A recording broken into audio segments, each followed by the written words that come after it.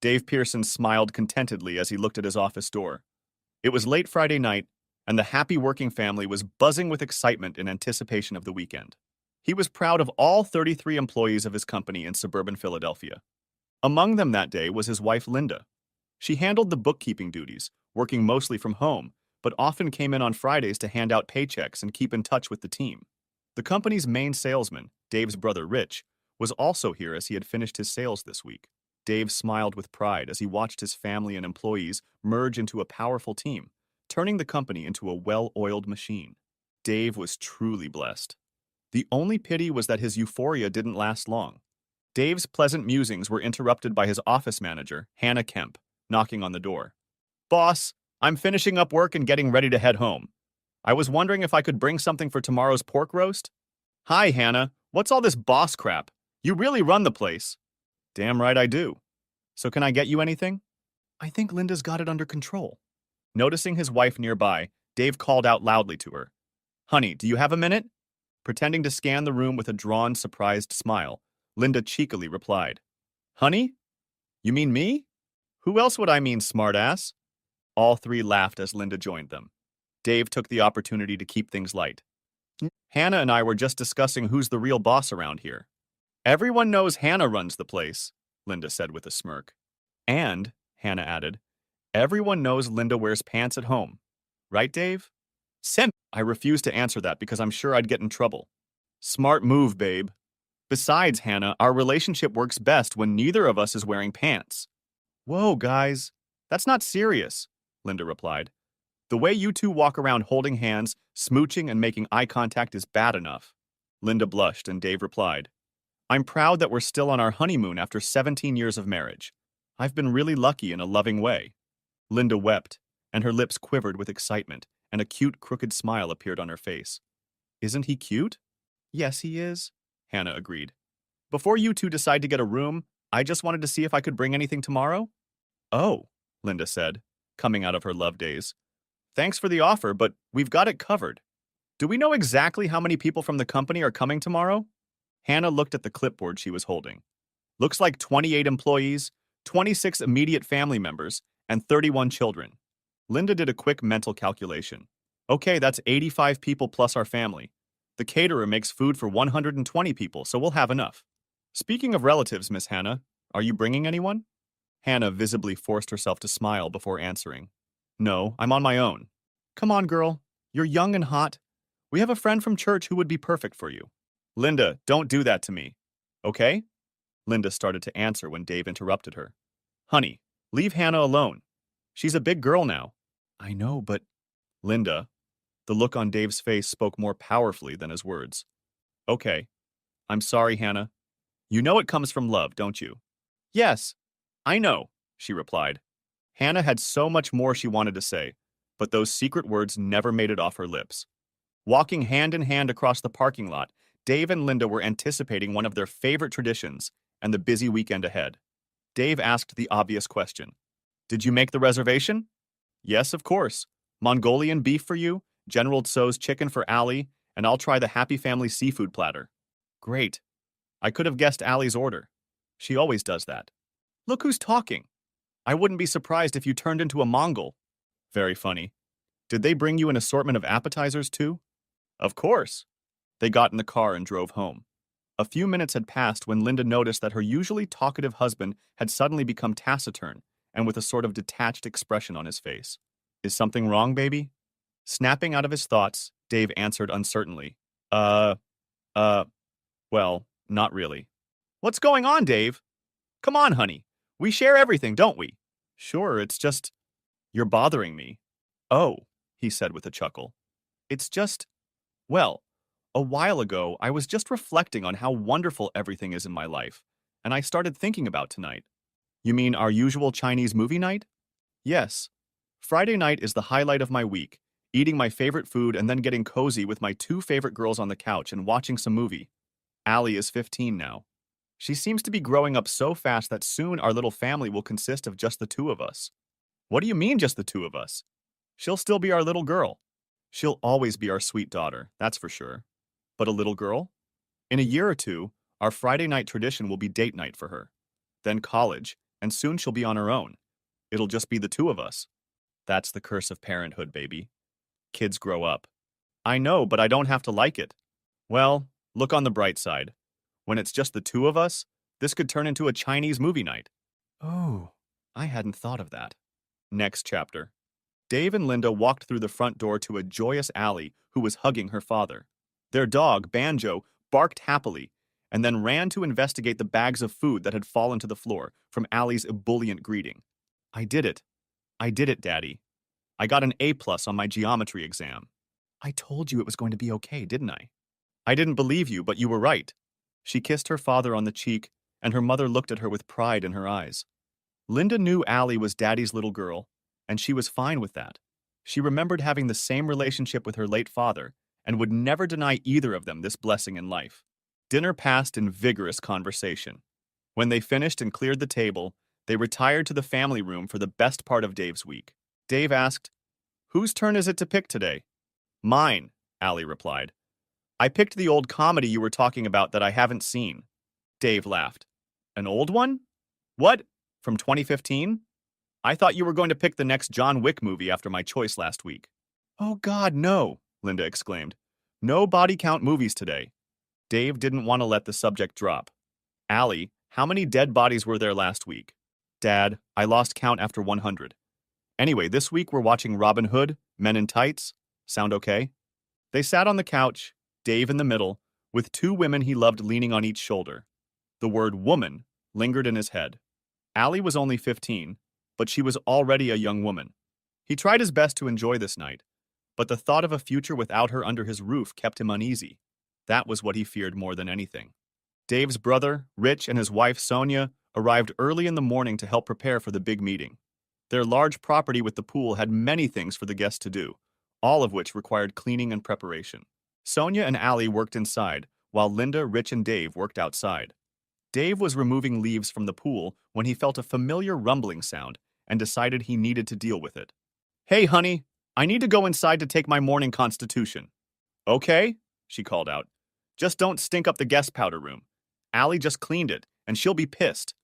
Dave entered the house and started to go up to the master bedroom, but then changed his mind. The unfinished basement had its own restroom, and there was no risk of polluting the public areas with its legendary stench. He entered the tiny room, and the musty basement odor hit his nostrils. He opened the small, high-sash window for ventilation. He had a habit of leaving the room in the dark for his morning routine, because he liked to close his eyes and let his mind wander wherever it wanted. Thus, his morning ritual often took 15 minutes or more. Dave sat down at his desk to take care of business, closed his eyes, and noticed the fresh sense of spring filling the room. He was already beginning to sink into his thoughts when he heard shuffling and whispering voices outside the window. The window was on the side of the house and was hidden by foundation plantings. He strained to hear what was going on. "Rich, Dave can catch us." Dave easily recognized Linda's voice and felt something else stirring in his gut. "No, he won't catch up. He'll be at least 10 minutes away." "What's the bloody emergency?" "Listen, the boys brought home forms from school requesting permission to take a DNA test. Did Allie's school do that?" "Not that I know of." "Oh, shit." "Yeah." "Oh, shit. Did you ever find out if I'm Allie's father?" Dave felt like he'd been hit in the stomach by a cannonball. He fought the urge to vomit and tried his best not to react. "No, I was really hoping to avoid this. I'll check with the school to see if they're doing DNA testing. It's a different neighborhood, so maybe we're safe." "I hope so. Hey, it's been a while since we've met. What do you think? Don't you think we should stop this? It's too risky. We've been getting away with it for years. Besides, I don't want to stop, and I'm sure you don't want Dave to find out, do you? Would you really tell him? It would ruin you too. You want to take that risk? I can always start fresh. You're a real bastard, you know." "Yeah? So what? Pick a day this week." "Damn you. Damn you." "Well, this Tuesday is Dave and Allie's monthly date night. They don't get home until 10 o'clock. How about Valley View at 6 o'clock? "Yeah, okay. We'd better get back. Let me know what the school says." Hearing them leave, Dave got up and closed the window just in time to avoid losing his breakfast in the bathroom. He managed to sit up before he passed out, and silent tears flowed from him. He quietly repeated, "What am I going to do? What am I going to do?" His head was spinning with thoughts in every direction. He had never felt pain like this before, and his chest clenched. He felt like his guts were being ripped out of him. Oh my God, am I having a heart attack? He quickly dismissed that fear, but the pain continued. After a few minutes, he felt a little stronger. He cleaned himself up as best he could, fighting the horrible thoughts that continued to hover in his head. Allie. Jesus, Allie. Is she really mine? The horror of the thought began to cause panic, until he realized that she was his girl, regardless of who planted the seed. But if the evidence revealed that Rich was the donor of the seed, his brother would be in pain until he wished he'd never been born into the world in the first place. Who the hell is Linda? I can't believe. He tried to pull himself together. He needed time to think and figure things out. He knew he couldn't confront them now. There would be 100 people gathered here soon, and he had to find a way to act normal. The problem was that he was a terrible actor and too transparent in his thoughts. After being in the basement for almost 20 minutes, he realized he had to come out of hiding. What can I do? His mind wouldn't settle down. Ice, he whispered aloud, addressing no one in particular. He realized that by sneaking out of the house to buy ice, he would lose precious time to pull himself together. He splashed water on his face, trying to hide the signs of his devastation, and then went upstairs to try his heart out to portray an Emmy-worthy performance. As he exited the basement, he spotted Sonia. Sonia, if you see Linda, tell her I'm running for ice. Sure, she replied cheerfully, unaware that her world was about to explode as well. Dave parked in front of the store and decided to take a few minutes to just walk around and think. Walking always helped him think. He felt tears come to his eyes and shouted angrily, "Stop it!" He had never been a tearful or emotional person, and it made him angry that he couldn't control himself. He needed to be in charge and think straight. He needed a plan of action, and he also needed to find a way to get through the party and the days that followed without his family suspecting something amiss. The walk calmed his emotions, and his thoughts became productive as the basis of a strategy took shape. Realizing that he had been away from home too long, he went to the store, bought 8 large bags of ice, and headed home to begin the first act of the tragedy in which he had unwittingly found himself. To his relief, the first person to see him was Allie. She looked at him, and Dave realized that his acting skills were already failing him. "Dad, what's wrong? You look terrible." "My stomach. I had to pull over to the side of the road to throw out a cookie. Can you move the ice from my car to the big freezer downstairs? I need to lie down." "Sure. I'll tell Mom you're not feeling well." "Thanks, honey." Dave hoped that by isolating himself for a few hours, he could pull himself together. There was no better cover than an upset stomach. He heard someone coming up the stairs and quickly jumped up on the bed. A worried Linda opened the door and found him curled up in a ball on the bed. "Baby, Allie said you were sick. What's wrong?" "I don't know. I don't seem to have a fever, but my stomach cramps and I've thrown up twice already." "Oh, honey, I'm so sorry about that. Look, we've got everything under control for the party, so just lie in bed for a while. If you feel better, come back. But even if you miss the party, I'm sure our guests will understand. I don't want to miss it, but thanks for understanding." She kissed his forehead and discreetly checked to see if he was showing any signs of fever. Then, to his relief, she quietly left the room. Left alone, he got up to walk around. Dave's logical mind began to come up with a strategy. Then he started jotting down details and possible contingencies. Divorce was a given. No doubt Rich and Linda would be laid off. He thought through the financial details. He tried to figure out how to protect innocent bystanders. Worry for Sonia and her boys and Dave's parents plagued his conscience greatly. But Allie? Whether she belonged to him or not, all this would shatter her world. He thought she would want to stay with him, but he couldn't be sure. He'd already lost his wife and best friend, and he couldn't bear the thought of ruining his relationship with his young daughter. These fears threatened to bring on more tears, but he silently chided himself for not being able to hold them back. As if sensing that he was thinking of her, Allie chose that moment to visit him. He heard her coming up the stairs and quickly lay down. He pretended to sleep, but his play failed him again. Her hand ran gently through his hair above his ear. He couldn't look at her, or his game would disintegrate. "Daddy, are you okay?" "I don't know, baby. I want to try to get a few hours of sleep before people come." Banjo jumped on the bed and licked his master's face affectionately. Dave let him do it, not only because he liked the dog's attention, but because it effectively wiped away runaway tears. "I brought you a concerned friend. Do you mind?" "Sure. Hi, buddy," he greeted his furry companion, hugging him. "I love you, Daddy. I hope you're feeling better, okay?" "Thanks, baby. I love you too." Since he was facing her to hide his face, She had to lean in behind him to kiss his forehead. Feeling her love, he was covered in pleasant goosebumps, as if physically confirming how much he loved his little girl. At that moment, he realized he had made the right decision regarding the dilemma he was struggling with. Allie had to know the whole story before the confrontation began. He couldn't protect her from the truth, so the right decision would be to prepare her. He knew when and how to do it, but he hated that it was necessary. What were Linda and Rich thinking? He thought to himself. To understand their cruel betrayal seemed unfathomable to him. Now he was to set off a bomb in his family by exposing their treachery. The blessings he had enjoyed less than 24 hours ago had now turned into painful memories of a perfect life that no longer existed. With the sour taste of betrayal in his mouth, he quietly spat out his anger. Damn them! Damn their sorry asses! Dave managed to be sociable with the guests, and he was lucky that Linda and Rich were too busy to socialize with him. Hannah cast curious glances at him now and then, as if realizing something was wrong, but said nothing. He kept Allie close to him so that he could care for her, and indeed lean on her for strength. She knew of his dependence on her, but assumed it had to do with the fact that he wasn't feeling well. Her watchful eye reassured him not to give himself away. He helped with the cleaning and then announced that he was going to bed early. His decision to use the guest room was justified, and Linda bought that excuse. He was pleased with himself that his plans for the first night had worked out well.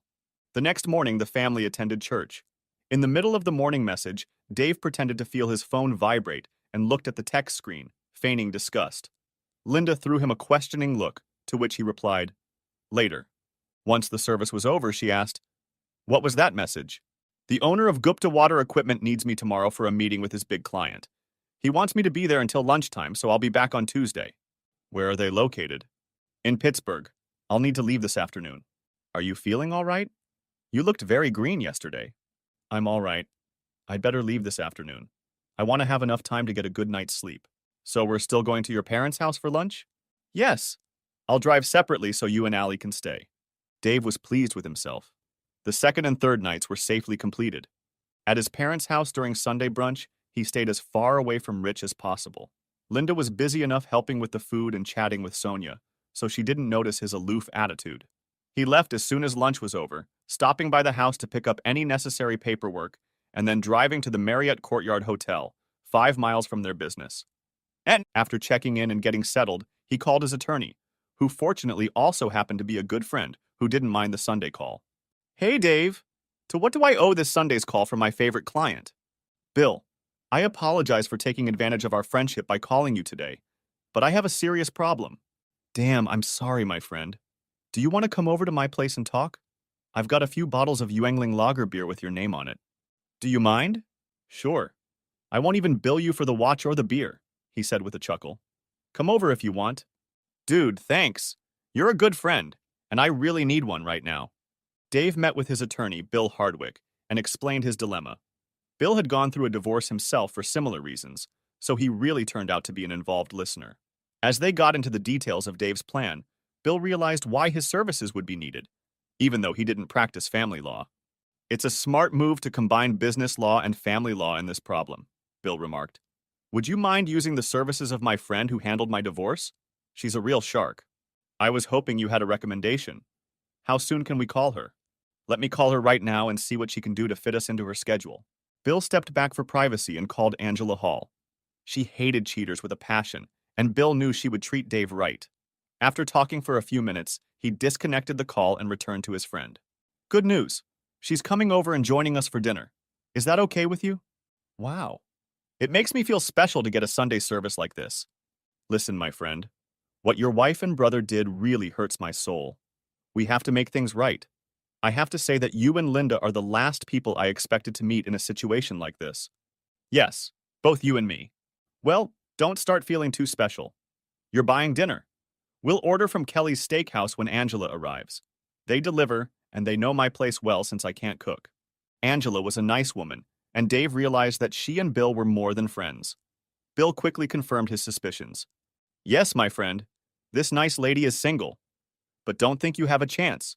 She's already ready, as we're getting married in a month." "Wow, that's great. I can come up with a lot of sarcastic comments, but my mood has my filters down and I don't want to come across as nasty." "Relax, Dave. I already know I don't deserve this beautiful, amazing woman." They spent the afternoon and evening discussing strategy and thinking through their actions. Angela took Dave's financials and set up a meeting for Monday afternoon to finalize the details. All indications were that Dave would be ready to serve Linda on Friday. At one point, they took a break so Dave could pretend he was in Pittsburgh when he called home. Linda answered, "Hi, honey. I guess you got there okay. How are you feeling?" "A little tired, but that's okay. I had a quick bite of a burger and I'm going to go to bed." "Is Allie there?" "Yes, next to me watching TV. Can you put me on speakerphone?" "Sure." A moment passed as she handed her daughter the phone. "Hi, Daddy. I miss you already." "I miss you too, honey. I just wanted to let you know I'll be home in time for our date on Tuesday." "Oh, good. 'Cause I was wondering if you were going to set me up." "Never, baby. We'll have a fancy dinner and a movie.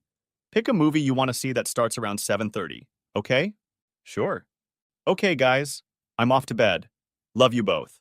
After a chorus of love yous, the call cut off. Linda was a little hurt that they hadn't talked more, but she suspected that Dave's 5 or 6 hour drive had knocked all the energy out of him. Dave opened the window by the hotel bed, hoping the fresh air would soothe his soul. But instead, strong odors from the dumpster downstairs wafted into the room. Just right, he thought, reflecting on what a stinking mess his life had become. He slammed the window shut, plopped down on the bed, and spent the night haunted by the nightmare he was living in.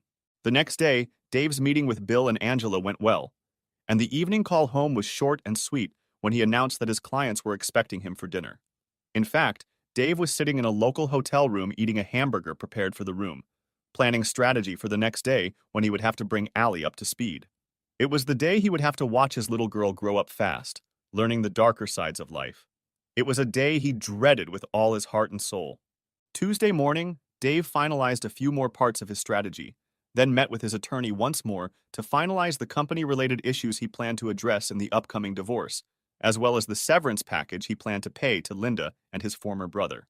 He arrived at the office just after lunch to give the impression that he had just arrived from Pittsburgh. The sight of Hannah brought to the surface all the emotions he thought he had kept under control.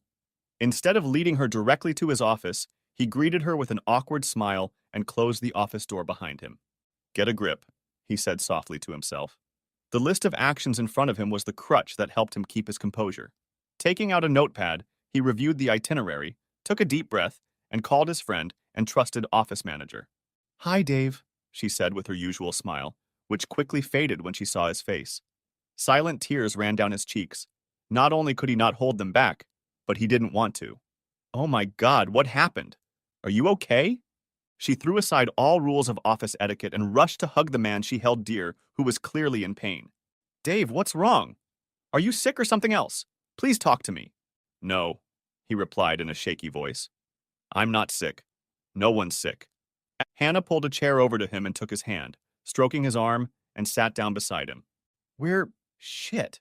He grabbed a napkin as his composure began to return. "We need to change some things. I think they'll be good, but the reason they're needed is really, really screwed up." "What? What's wrong?" He looked at her with the saddest eyes she'd ever seen. Swollen and red, they betrayed the degree of pain her boss was in. She realized that only one thing could shake him so badly. "Linda? Something with Linda?" He nodded, finding it difficult to answer.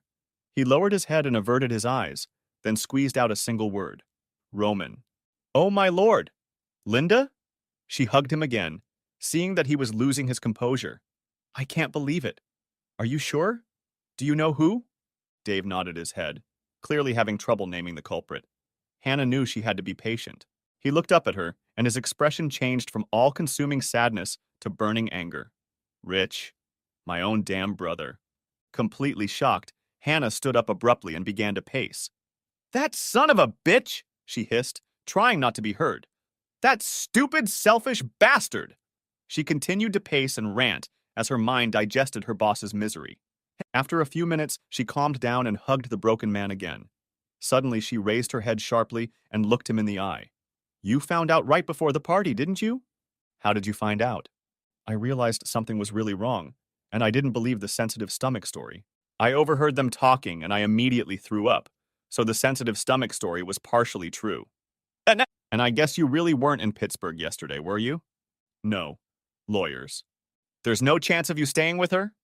"I've been praying to find a way, But they've been dating for 16 years or more. I can't get over it. I'll never see her as the woman I loved. Hannah went to the refrigerator in Dave's office and pulled out a Coke, then took 2 glasses and a bottle of rum from the cabinet. I think we both need a rum and Coke. What do you think? I think that's a great idea. Hannah handed him the glass and sank into the chair across from him, taking a big sip. They sat in silence for a short while, looking at each other, and then turned to business matters. Dave started the conversation. Apparently, they're both going to be fired after Friday. Obviously. Rich's wife, Sonia, has a business degree. I want to see if she can handle Linda's job. We won't get into the matter until next week, so I may need you to find a way to cover Linda's duties in the short term. I can. I know her job and will be able to do it. Hopefully not for too long. I don't want to overburden you. No problem. I've got big shoulders. What about sales? Well, a while back Debbie Gleason said she wanted to get into sales. She's very well established as an employee of Rich's, and I think she'd be good at it. I agree. The hardest part is taking Debbie's place. Tammy Fields. She developed systems and helped with purchasing. She's also had a lot of business courses. I think she'll be able to fit in easily. Good. Sounds like a good fit. What's the time frame? This Friday, just before they get ready to leave, tell them you and I talked about expanding sales and see if they're interested. Let them know they're not telling anyone yet, but you and I want to meet with them Monday morning to offer them promotions. I got it. Anything else? Yes. Sometime before Monday, could you draw up job descriptions for them? I'll talk about compensation packages when we talk to them on Monday. Yes. What else? A few remaining tears streamed down Dave's face. This is probably the most difficult task. You're one of my closest friends. I'm losing Linda, my best friend, so I apologize in advance if I have to lean on you even more. Hannah ran around the table and hugged Dave as he stood up. This will be my easiest task and my greatest privilege. Hannah walked out of the office aching for Dave. He was too good a man to be in such pain, and she couldn't help but feel it. Next chapter. Linda paced aimlessly, pretending to be busy in the kitchen, which was already spotless.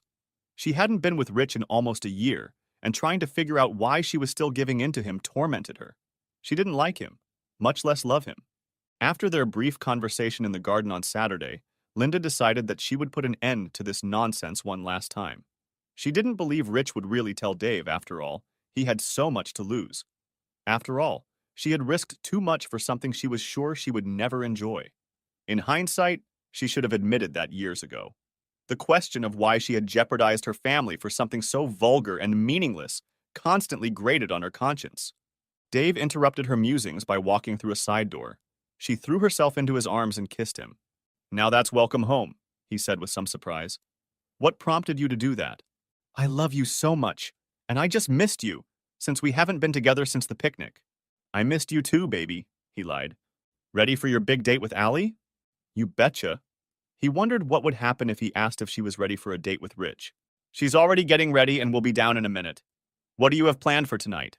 I'm taking her to Vincent's Italian restaurant, and then a movie of her choice.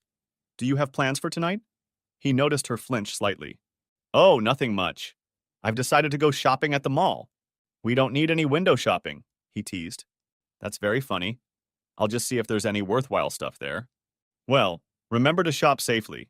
He regretted what he'd said as soon as it came out of his mouth. What does that mean? What? Nothing. Just trying to make a joke. He noticed her eyelid twitch strangely. Thankfully, Allie came down the stairs and interrupted the growing awkwardness. Daddy! Allie rushed into his arms with her usual joyous greeting. She was dressed in her Sunday clothes and looked much more grown up than he was willing to admit. She was growing up too fast, and today's conversation was going to make her look even more grown up. Baby, ready to color the town? Color the town? What does that mean? Just having a good time. Oh, then yes, and also with my favorite guy. As they left, Linda was overwhelmed with a lot of emotions. She was overwhelmed with pride and love for Dave and Allie, but guilt and remorse began to take center stage in her thoughts. After tonight, Rich and I are definitely finished, she thought. She waited 20 minutes and then grabbed her keys to drive to a rendezvous with her longtime lover. As they drove away from the house, Dave felt his chest tighten. Taking a few deep breaths, he nervously took Allie's hand. Honey, I have to apologize in advance for tonight. Apologize? For what? We won't be able to have a fancy dinner or go to a movie tonight. I have serious things to talk about and something to show you. Serious? Allie's concerned look brought tears to her eyes. Daddy, you're not sick or anything, are you? No, no, baby. We're going to stop at Chick-fil-A now, and then we'll go somewhere and talk. Okay? Why can't you tell me now? Is it some secret from Mom? You're freaking me out. Please? There's nothing to be scared of, baby. It'll just be easier if I'm not driving. Be patient, please. They were silent for a few minutes until they entered the Chick-fil-A cafe. After ordering chicken strip specials, they pulled onto the main road. Kid, let's eat while we go where we're going. For 15 minutes, they drove in complete silence until Dave pulled into a small office complex across from the Valley View Motel. Okay, Dad, we're parked. What's going on? Why did we come here? Dave looked at the innocent face sitting next to him and began to shake the foundations of her world. Honey, well, shit. I'm sorry. It's hard. She took his hand and smiled forcedly. It's okay, Daddy. Tell me. Dave let out a large sign. Your mom's having an affair. It's been going on for a long time. Allie pulled her hand out of his arm in shock, and her face contorted in pain. No, it can't be. Mom would never. That's what I thought too. It's like I never knew her. That's why we're here. She's supposed to meet him here in about 10 minutes. Meet? With who? We'll find out soon enough, baby. She cried and hugged her father's neck as hard as she could. It can't be. You must be wrong. Her denials, mixed with tears and emotion, broke his heart. Dave noticed 2 cars pulling into the motel parking lot. Allie felt his attention drawn to the scene across the street. She pulled up and saw her mom's car parked. Then she saw her Uncle Rich get out of the car and enter the motel office. With complete shock on her face, she quickly looked at her father and saw tears streaming down his face. The girl saw her father's heart breaking, and her heart broke for him. She hugged him as best she could, settling into the bucket seats, and cried at the horror they had endured together. She felt him trying to move and noticed that he was trying to take pictures of the tragic scene. They watched as the lovers embraced and walked into room 103 together. Dave reached for his daughter's chin to encourage her to look at him. I'm so sorry, baby. He gently wiped the tears from her face. I'm so sorry. They just hugged each other to give each other strength as they each pondered what they had seen. After a few minutes, Allie stood up and looked at her father. This is killing our family, isn't it? Yes, baby. The 3 of us, Uncle Rich and Aunt Sonia, all of us. I'll stay with you no matter what. I don't want anything to do with her. Then I'll do everything in my power to keep you with me, honey. You don't understand, Daddy.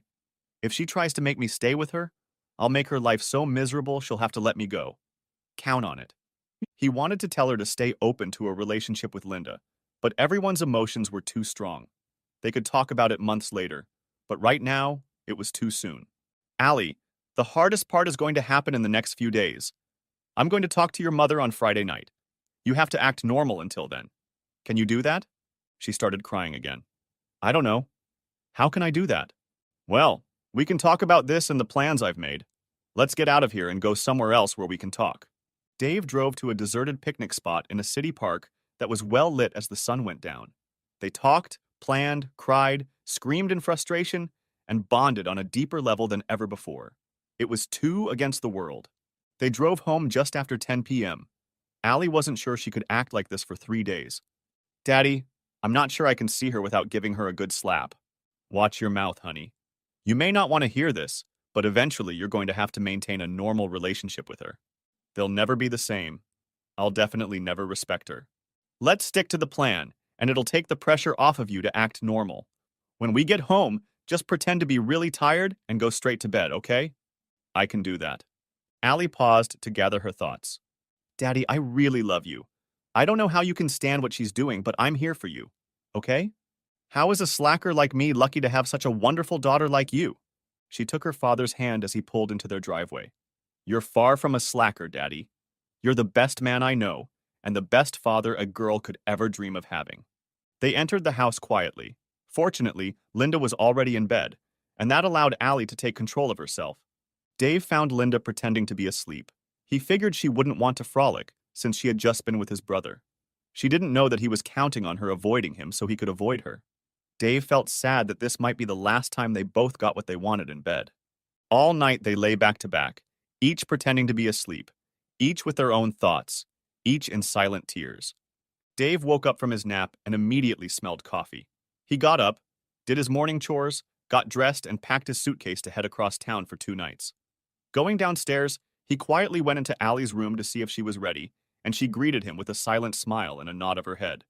He found Linda in the kitchen making pancakes for the family. She turned to greet him with a wide smile. "Good morning, honey. Breakfast is almost ready." He hugged her from behind and kissed her neck like any other morning. As planned, Allie came out of her room exactly at the appointed time. "Good morning, parents." "Good morning, baby. Did you sleep well after your date with that hot guy?" "Sure did." "Dad, have you asked her yet?" Linda threw her husband a questioning look. "About what?" "I forgot to tell you last night that I have to go back to Pittsburgh today, and I'll be back on Friday. I mentioned it to Allie last night, and she begged me to go with her." "Of course," Linda echoed cheerfully. "Allie will make your trip much more enjoyable." "Great!" Allie exclaimed. "I'll eat quickly and get ready. It won't take me long." Breakfast was eaten quickly, so conversation was minimal. Allie rushed off to pack, while Dave went to his home office to gather the necessary items. Allie and Dave got into the car, and both breathed a sigh of relief. "How did I do, Dad?" "Great. Your idea to come with me was just brilliant. Now neither of us will have to worry about the quality of our acting." "You mean bad quality, don't you?" "Exactly. Dad, have you thought about having me with you when you confront Mom?" "I'm still not sure, baby." "I want to be there, and when you see Uncle Asshole too." Language. "I'm sorry. I just think this whole mess deserves a lot of swearing." Dave smiled, admiring Allie's strength of character. A question crossed his mind. "If you were there, what would you say?" "I'm not sure. I think I would have followed my first instincts. But she would have no doubt about how I feel and how much I'm on your side. I want her to know she can't hide from me what she's really like." They checked into a hotel on the other side of town and were on their way in the elevator to their room. Allie was unusually quiet for a while. She stared at the floor in the elevator and quietly asked her father a question. "When do you think their affair began?" "I don't know exactly, but it was a long time ago." She looked at her father with tears in her eyes. "You don't think—" He interrupted her. "I know what you're asking, baby. I don't know, but the answer won't change anything between us." They stepped off the elevator and walked in silence to their room. As soon as the door closed, Allie continued to talk about what was on her mind. "Do you want to find out everything?" "I don't know, honey. Do you?" "I know who my one and only daddy is, but I think it would be wise to find out. It's just, well, it's bad enough being the daughter of one cheating boyfriend. I don't know if I could stand being the child of two selfish assholes." "So you want to know?" "I guess I do. Is that okay?" "Yes. I feel like that question is like an axe hanging over my head. Is it okay if we wait a few months? I have a reason to hang on for now." She hugged him with tears in her eyes, after which they started unpacking. During their stay at a nearby hotel, Allie and Dave continued to communicate. When Dave needed to meet with lawyers or take care of other business, she spent time by the pool swimming or reading while sitting in the sun. On the first day of their stay, Hannah came to the hotel to follow their strategy and then joined them for dinner. Allie and Hannah really enjoyed each other's company. After dinner, back in the room, Allie decided to share freely. "Dad, you know Hannah has a thing for you, right?" "What? You think so, don't you?" "Yes. She likes you a lot. You've never had anything with her, you know?" Dave stepped back, and his face looked as if she'd slapped him. "I hope you know me better than that. I've never even come close to your mom." With tears in her eyes, she rushed forward and hugged him. "Oh, Daddy, I'm so sorry. I don't, I mean, I know it's not like you. I shouldn't have asked about it. I'm so sorry." Dave's heart melted. "Honey, your mom has rocked your world and mine pretty badly. I think it's perfectly reasonable to question whether someone is who they seem to be after you discover that one of your parents isn't who you thought they were. Rest assured, I am who you know I am.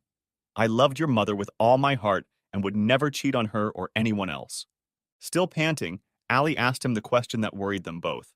"Then why did she do it?" "I don't know, baby. I just don't know. Hopefully we'll find out on Friday." "I'm sorry I said that, Daddy. I know how good you are. Will you forgive me?" "You don't need forgiveness for asking what's on your mind.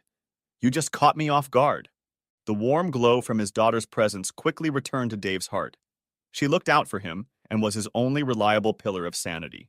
He had almost forgotten that she had had to overcome a lot too. The next day, Hannah called Linda at her home office. "Hi, Hannah." "Linda, how are you doing?" "Couldn't be better. How's it going?" How's the month-end closing coming along? Almost done. Why do you ask? Well, are you planning on coming into the office tomorrow? Our IT guy will need your laptop over the weekend to update the software and make sure it doesn't have the virus that was on our network. I'm going to be there all day. I've got some paperwork to get done in time. Great. I'll see you tomorrow, and don't forget to bring your laptop. Maybe we'll have lunch since your usual lunch partner is out of town. Sounds good? See you then. Hannah breathed a sigh of relief. She knew her soon-to-be ex-girlfriend's life would be upended. She felt sad for her and her family. But in the back of her mind, in a place she'd spent years trying to control, a bright ray of hope glimmered. On Friday, the day that would mark the destruction of her family, Allie woke up and cleared her eyes. She looked at her father, who was staring out the window with a cup of coffee in his hand, not paying attention to anything. Tears glistened in his eyes. Dad, are you okay? He looked at her with a forced smile, walked over to her bed and sat on the edge. He gently stroked her hair, moving it away from her eyes, and kissed her forehead. Am I okay? Not really, no. How about you? Are you ready for a really bad day? Yeah, she said with a sigh. There's no choice, is there? What do you mean, baby? You can't forgive her and stay, can you? I wish God would give me that option. Ever since all this came upon me, I've been asking myself the same question every minute. But all these years, all this hiding, all her pretending to be loving and faithful, I just can't see her as the woman I loved and married. Even if it was just a random, isolated event, I think I could find a way to overcome it. It's much deeper than that. They hugged and tried to draw strength from each other. Allie whispered in his ear, Thank you for including me. I'm glad I know what's going on. I don't think I'll be able to wake up tomorrow with a surprise.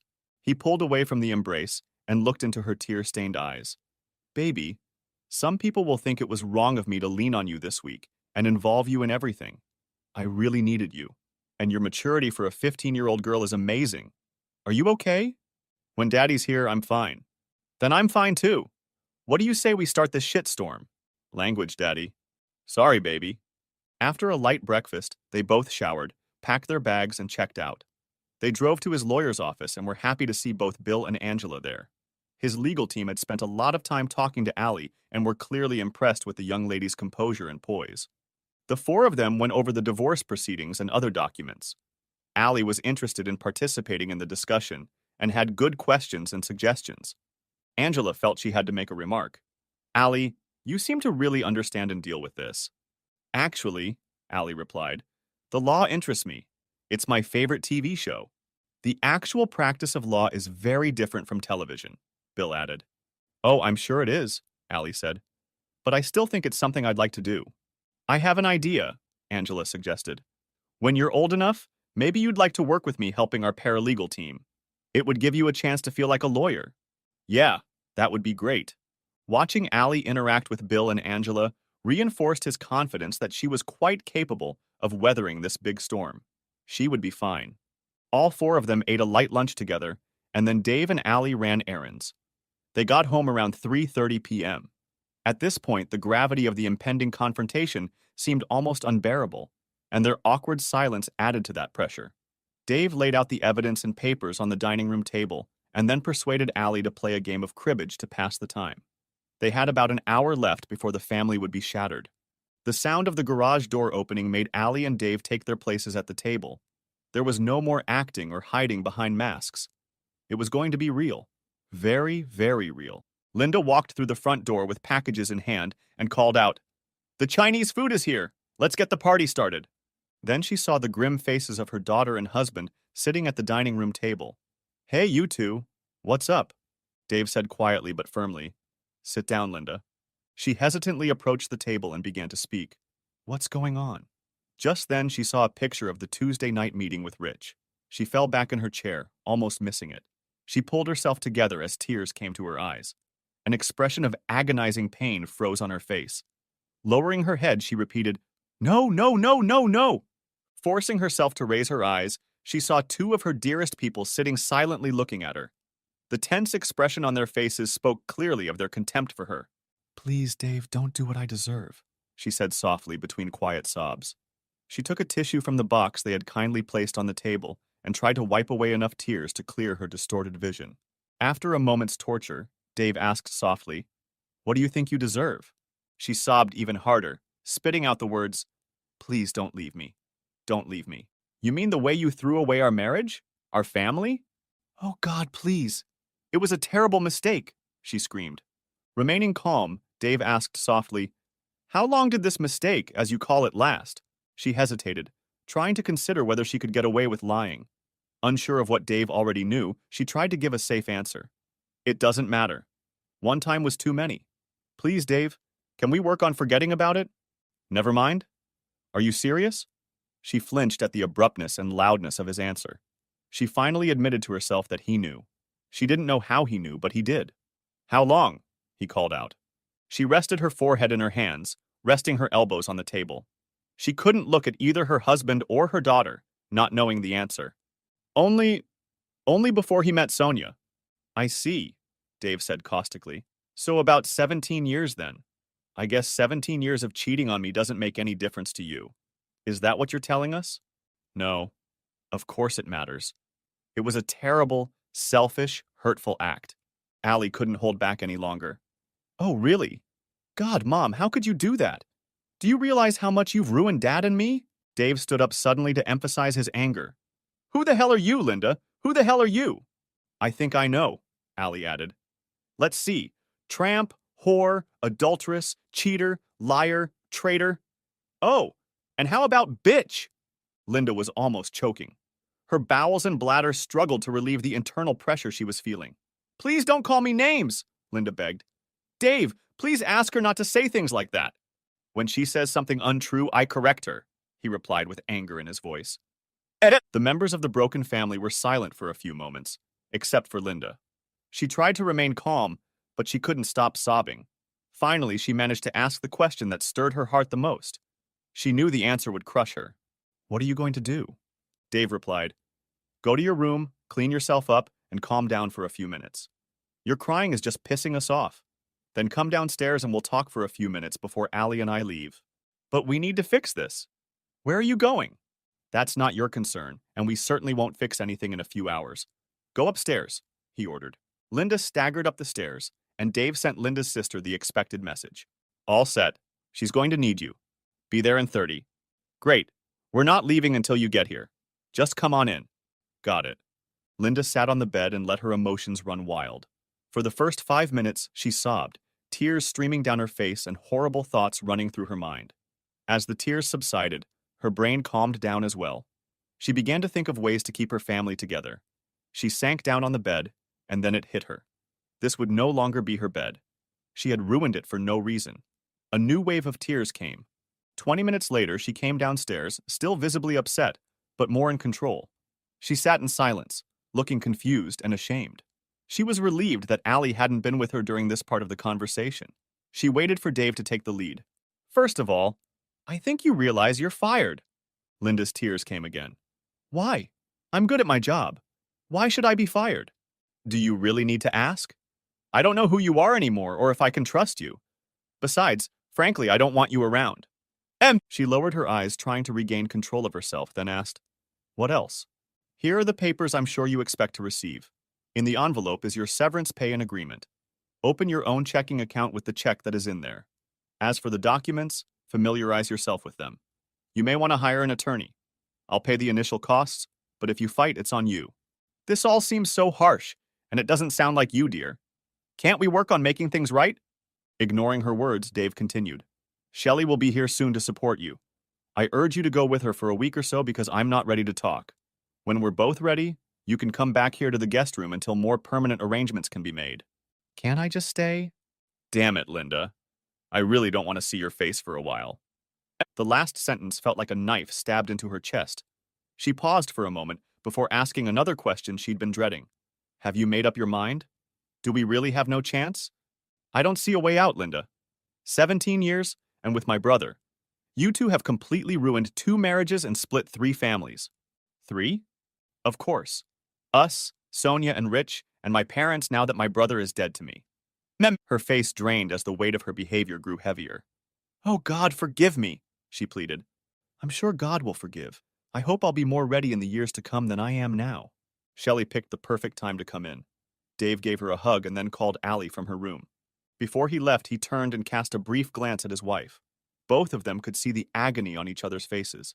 It was in that moment that he fully felt the pain of their lives being torn apart. Two who had become one nearly 18 years ago were now cruelly torn away from each other to become two again.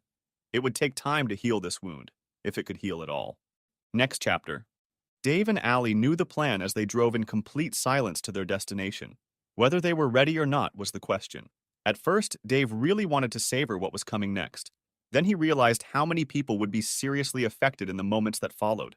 To be the messenger of what would be the cause of all this pain tore at his heart. And they pulled up to Sonia and Rich's house in his father's car. He knew his parents were here for dinner. He prayed they were okay, but he needed them to see the evidence and the confrontation firsthand. Dave was going to cut his brother out of his life, and they needed to understand why. Dave's heart was pounding so hard he was afraid he was going to pass out. Allie noticed he was struggling, took his hand and smiled. "Dad, it's going to be okay. We're going to make it through this." "Okay, little man. Just remember to stay close to your grandparents and give them the picture when I give it to Sonia. I've got it all figured out. You still haven't answered if you're going to beat Uncle Govt for brains?" "I'm not going to, but we'll see what happens.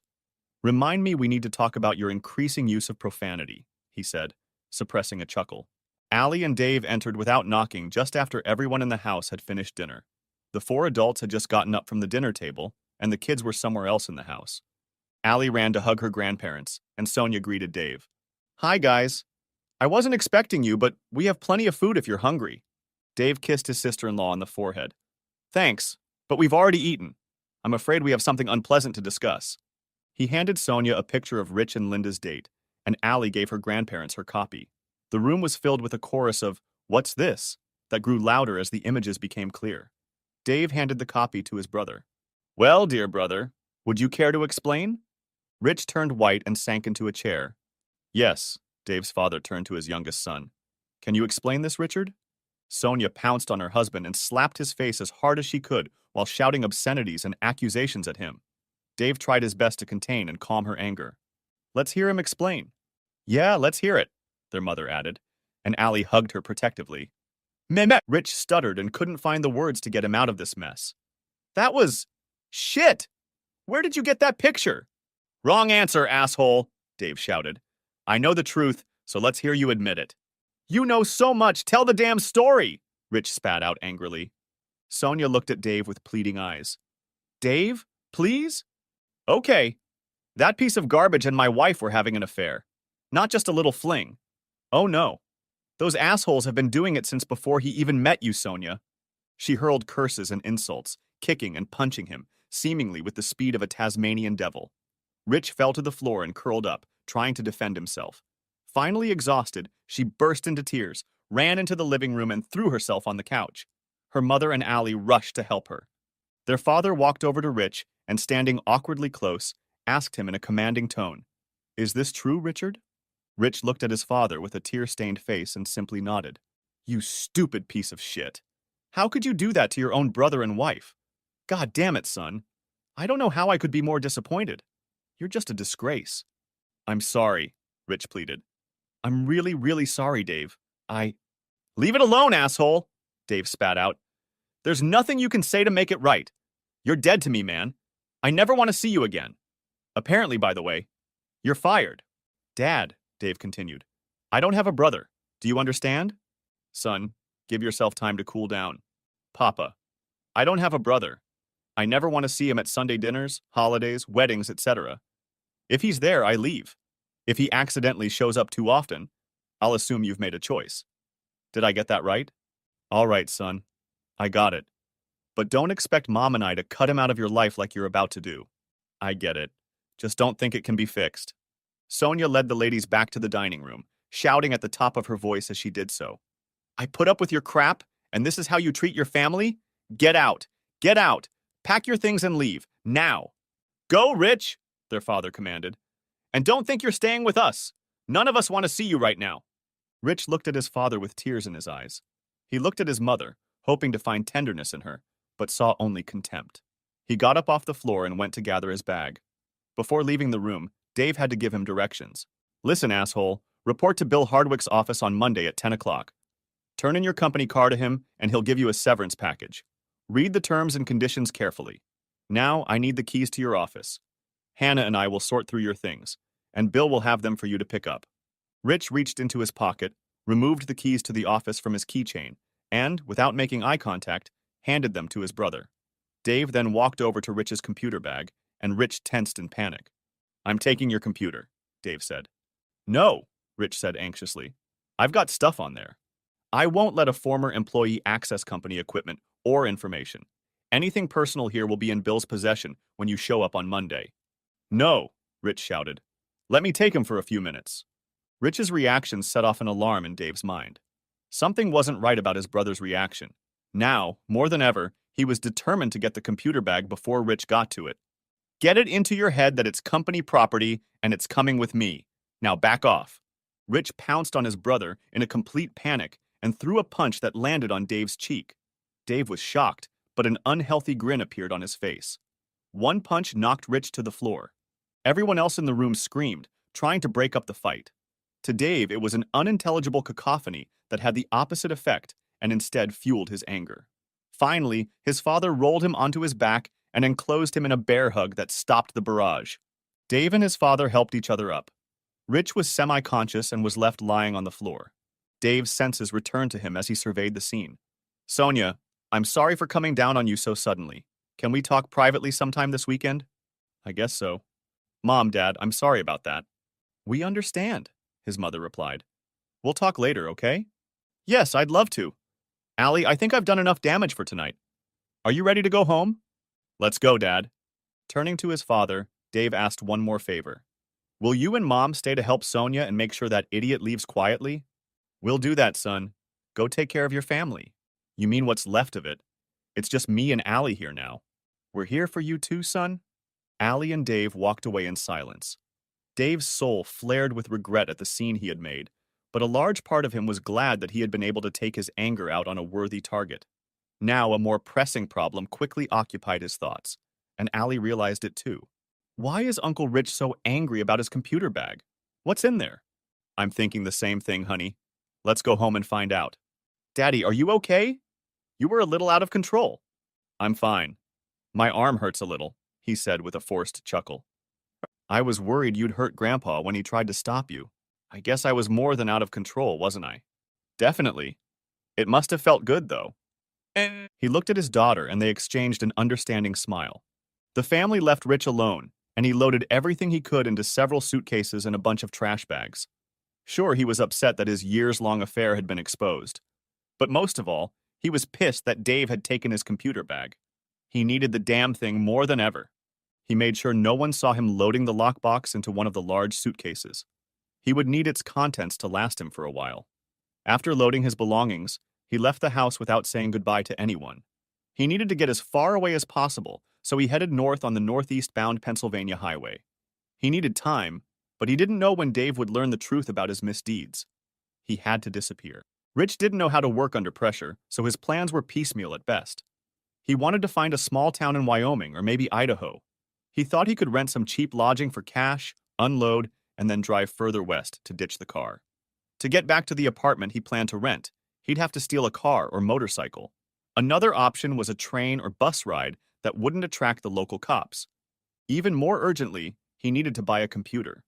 But without the file that was on the laptop Dave now owned, he didn't know how to access his accounts. Shit! He yelled to himself. How did everything turn to shit so fast? In his haste and panic, Rich had overlooked two important things. One was lying on the console next to him. The other was right above the rearview mirror. Dave realized that he and Allie had never had dinner, so he stopped at a fast food place on the way home. They pulled up to an empty house. On the one hand, they were glad they wouldn't have to see Linda, but on the other hand, they were already feeling the emptiness in their lives due to her absence. After eating, Dave took his brother's computer bag into his home office and began to examine its contents. Everything seemed normal until he found an envelope that didn't seem right. The envelope had the logo of one of their big clients, Brandy Water Processes. There was no name or anything else written on it. He opened it and found a check inside. His blood ran cold in his veins when he saw that the check was made out to Rich's cleaning services in the amount of $9,900. And it didn't take Dave long to run through the various scenarios in his mind explaining it. It was a bribe. Rich, what are you up to? he asked aloud. Finding no other papers in his bag, he booted up the computer using the administrator password. It didn't take him long to find a file that a novice would have thought was hidden, but Dave wasn't a novice. Realizing what he had discovered, he called Bill, his lawyer friend, again. Dave, I was hoping you'd call. How did your run-in go? As expected, but I have a new development. I really need your help again, and this time urgently. What do you mean, urgent tonight? I'm afraid so. Scotch or beer urgent? Maybe both. Can you come over? I don't really want to leave Allie alone. Should I bring Angela with me? Snip, snip. It's nothing to do with the divorce, but she's always welcome. Bill Hardwick arrived 25 minutes later to see what his friend's latest crisis had to do with. Dave showed him the check and the contents of the computer file. What do you think, Bill? You already know what I think, don't you? Bribery and extortion, right? At the very least. Probably tax evasion and some other crimes. We're talking about federal charges, so the FBI will have to be involved. It also means guaranteed jail time. So what should I do? Let me call my friend at the bureau. If what you say about Rich's mental state is true, we need to act fast. He could definitely run away.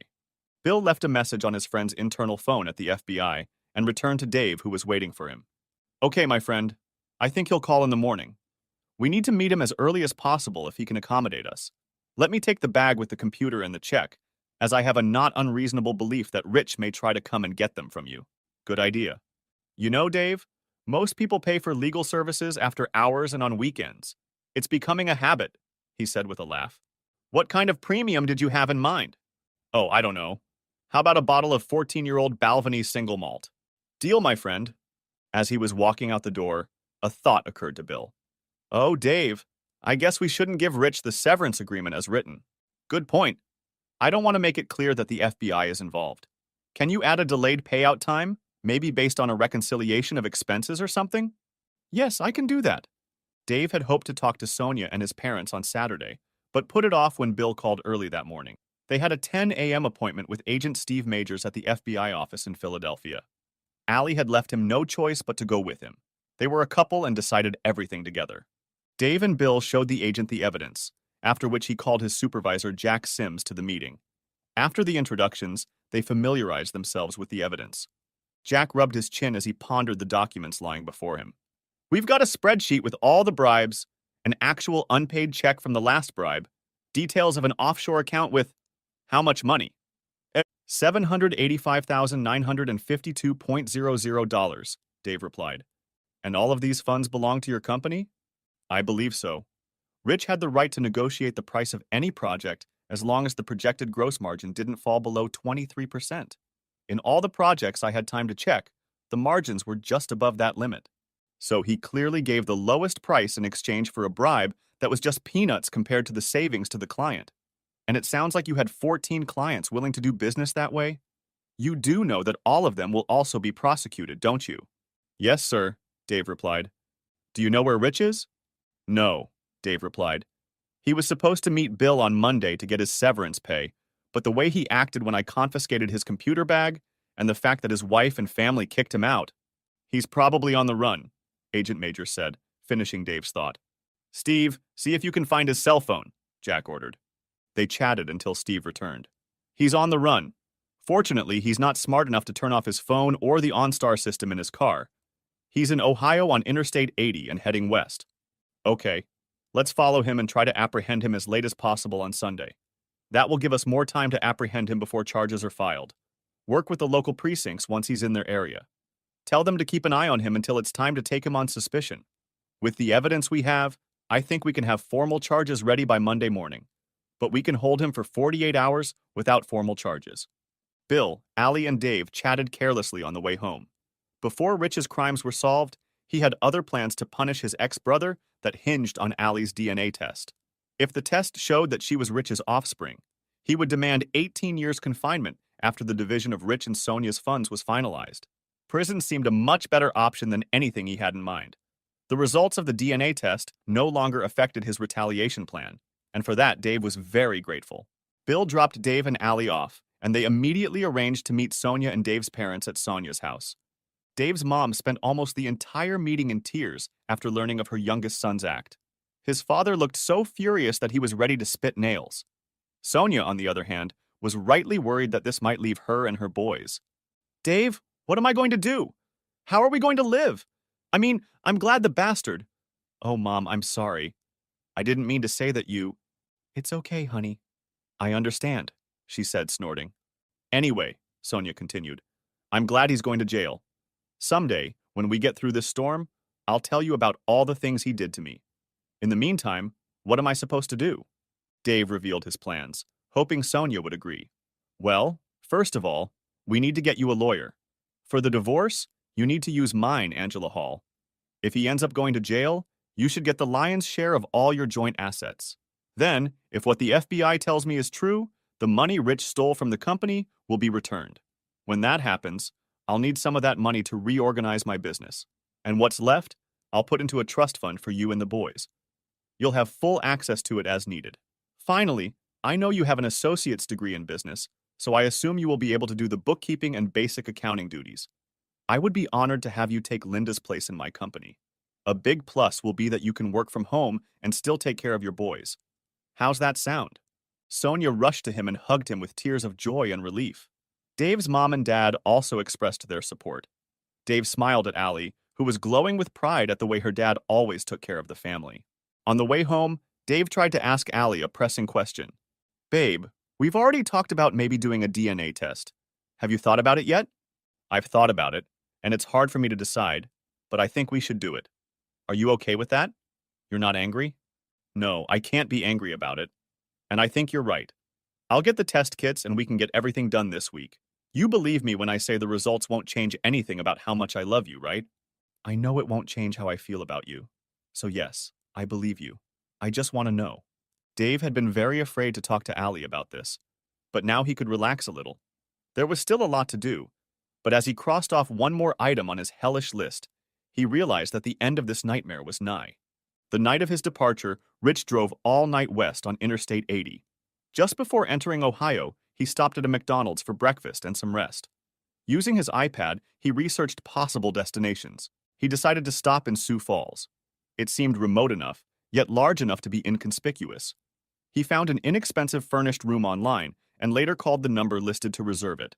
He could ditch the car near Fargo, which was about 6 hours north of Sioux Falls, and take a bus back. He closed the car door, feeling better. Yeah, he shouted out loud. I have a plan. Once on the road, he began to ponder the chances of getting away with it. The longer he thought, the more frightened he became as it dawned on him how stupid his plan was. However, he felt he had no choice. At the worst possible moment, he considered just giving up and throwing himself on the mercy of the court. But that option scared him even more, so he kept going forward. He thought about his family and what he had done to them. He forced his heart to be hard and focused on his anger. Hunters would be found, and he would be the prey. There was no time for regrets. He drove on until lack of sleep made driving dangerous. He found an inconspicuous parking spot at the Cracker Barrel and rested for a few hours. On Sunday, he woke up just in time for the restaurant to open and decided to eat breakfast before hitting the road. Once on the road, he drove mindlessly as he continued to ponder everything that had happened. As much as he wanted to deny responsibility for his misdeeds, he felt the growing weight of the consequences he would have to face. He loved his family. He felt some resentment, but he loved his brother. He wondered what had gotten him this far.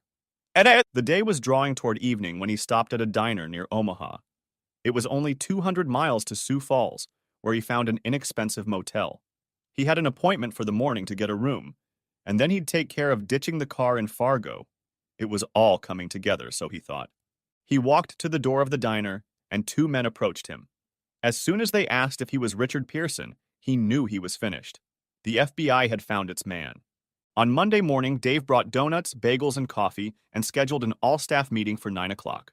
At 8 o'clock, he met separately with Debbie Gleason and Tammy Fields to tell them the good news about the promotion. At the company meeting, he introduced them as the new sales team. The employees were supportive when they heard all that had happened and were happy that Debbie and Tammy were given more responsibilities. All the unpleasant news and changes were presented. Then, when the shock passed, Dave was able to focus again on continuing his business and personal life. The next morning, Rich was formally charged with numerous felonies. Charges against his bribe-paying clients would follow as the FBI investigated each case. Realizing that he would have to alienate a significant portion of his customers, Dave made plans to change the structure of his business, spinning off part of the manufacturing operation under a new name and developing the distribution business as a new company. He had all the details of the business ready just in time for Linda's return. He would need all his wit and energy to weather this storm.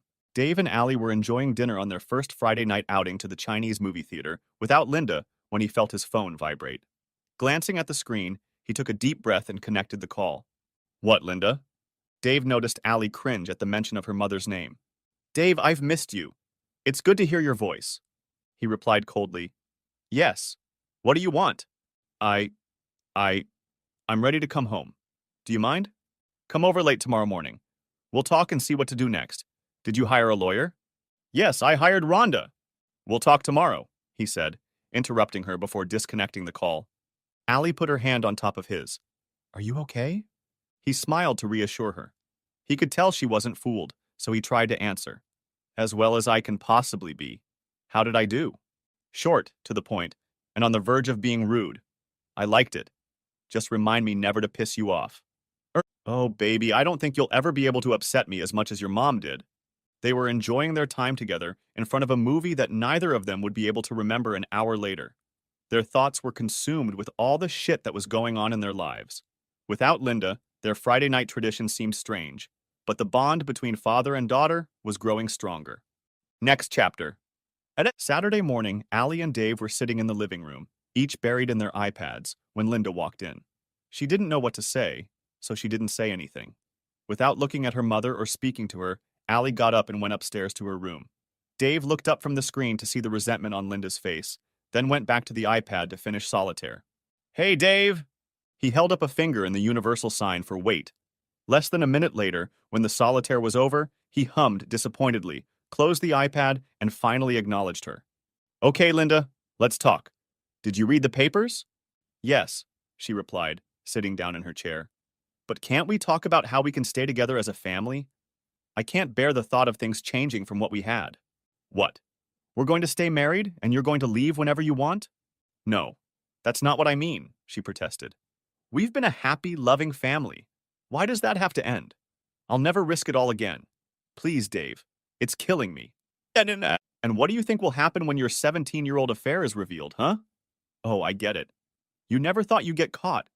You'd just have your dirty little secret, and you and my asshole brother could keep having fun and laughing at silly old Dave sitting at home playing with himself." No, it was never like that. We never said anything bad about you, and I will never cheat on you again. I can't stand the thought of either of us going through something like that again. Are you telling me that you've spent the last 17 years treating me and our family with disrespect without thinking of the consequences? How can I believe that possible consequences will ever stop you from your damned, self-centered behavior? Her tears came to her eyes again. Please, Dave. One more chance. Is that too much to ask? Hell yes, it is. Once or twice because of some, I don't know, weird psychological attack or too much alcohol, then maybe I could pull it off. Dave stood up, paced the floor, and yelled at Linda for the first time in his life. But 17 bloody years? What was that? I know he didn't get any bigger. Maybe he had some special skill that melted your resistance? Or maybe you just realized you married the wrong brother and actually fell in love with him? What made having fun with him so irresistible to you, eh? Tell me why. Linda flopped down on the sofa and tried to answer through her sobs. No, I never loved him. I didn't even like him very much. And he was terrible in bed. Selfish. He never thought about me. Wow, Dave exclaimed quietly. So, for the sake of having bad fun with a man you didn't even like, you risked everything by continuing to live with him for 17 years. Just imagine how warm and comforting it makes me to know that you cared so little about me that you continued to live after a lousy entertainment and never tried to end your affair. And you still can't tell me why, can you? I don't know, she shouted. I really don't know. It was very stupid and selfish. The first time was a stupid mistake after drinking too much when you weren't home. After that, he threatened to tell you if we didn't date. I don't know. Maybe there was some small thrill in getting away with something indecent. I can't tell you why. I just don't know. So how now, Linda? Get over it. We're done. Dave looked at her as she sobbed and decided it was time to ease the barrage of anger. Take a few minutes and pull yourself together. Do you want some water? Please, she said with a whimper. He pulled a bottle from the refrigerator and held it out to her. When you're ready, come to the table and we'll discuss paperwork and accommodations. Allie sat on the bed and listened to her parents exchange glances. She didn't want to cry, but she couldn't contain herself. Hearing them argue had broken her heart. It broke even more when she heard her father's pain. But her anger at her mother kept her on her toes. She and her father would make a life together. Her mother, on the other hand, she thought, could rot in her own misery. Dave took the opportunity to use the restroom. He let loose the tears he didn't want Linda to see. He needed to pull himself together, harden himself, and shield himself from the feelings he still had for his wife. From now on, everything had to happen without emotion. Dave walked out of the restroom and noticed Linda walking slowly toward the dining room. He walked in and sat down across from her. She looked up at him. Her face was puffy and her red eyes showed evidence of tears and worry. He saw a sadness in her that he had hoped never to see. Her demeanor indicated utter brokenness. He was torn between enjoying her suffering and wanting to spare her pain. It pained him to see her like this. The confusion of his feelings was not helping either of them. It forced him to make a decision. The yelling and accusations would have to stop, at least on his part. "I'm sorry I yelled at you, Linda. I'll try to keep it together, okay?" Almost too quietly to hear, she muttered, "You can yell at me, curse me, hit me if you want to, if it will allow us to stay together. But I know it won't happen." "No, it won't. Did you read the whole thing?" "Yes," she said with a final whimper. "It's all very fair. Only I can't give up Allie. If she stays with me, the house will belong to me. I will give up some of the money you have offered, but please let Allie stay with me." "I can't do that, Linda. You know she and I have a special bond. And now that you've taken my family and I'm losing my best friend, you think I can do without the person I love most in the world? It's not going to happen. I've lost everything that matters except Allie. Don't force me to do this. Besides, in a few months, when she turns 16, she'll be able to choose for herself. It's foolish to try to go against her wishes now. Dave, you won't lose her. You'll still see her and be with her often. But I need to heal the hurt I've caused and mend our relationship. I can't do that if she's not with me. It won't work the way you think it will. In fact, I think it will have the opposite results. Right now, all she feels for you is rage, and she won't get over that in 5 or 6 months. Living apart will help her get over it, and we can both encourage her to let you back in. Forcefully hold her back, and you won't like the way things turn out." "Damn it, Dave, I'm not giving her up," Linda shouted. They didn't notice that Allie was standing around the corner, listening to this conversation. She jumped out into the street and began screaming in her mother's face, calling her terrible names, pointing out every traitorous act, threatening her with every measure available to her. The tirade went on for over 10 minutes. Linda kept turning away, but Allie moved to stand in front of her. At one point, Allie grabbed her chin and forced her to face the anger she wanted her mother to see. Dave pondered how long he should let her go, then walked over to Allie and hugged her gently to comfort her and pull her away from Linda. He felt relieved that she was letting him take control of herself. Linda was trying to recover from the attack and struggled to keep from bursting into tears. Gaining her composure, she asked, "Allie, please, I love you and need you to be with me." Allie replied in a much calmer tone, "That's not going to happen. Every day I'm going to run to Daddy. And if I'm stuck here with you, I'll make your life miserable. Can you stand being attacked like this every spare minute? Daddy won't be here to tear me away from you. Do you understand, Linda?" "Linda," her mother asked, "what happened to Mom?" "Yes, that's what we all want to know, bitch." Her message was delivered, and Allie walked calmly back to her room, smiling to herself, though the deep sadness brought new tears.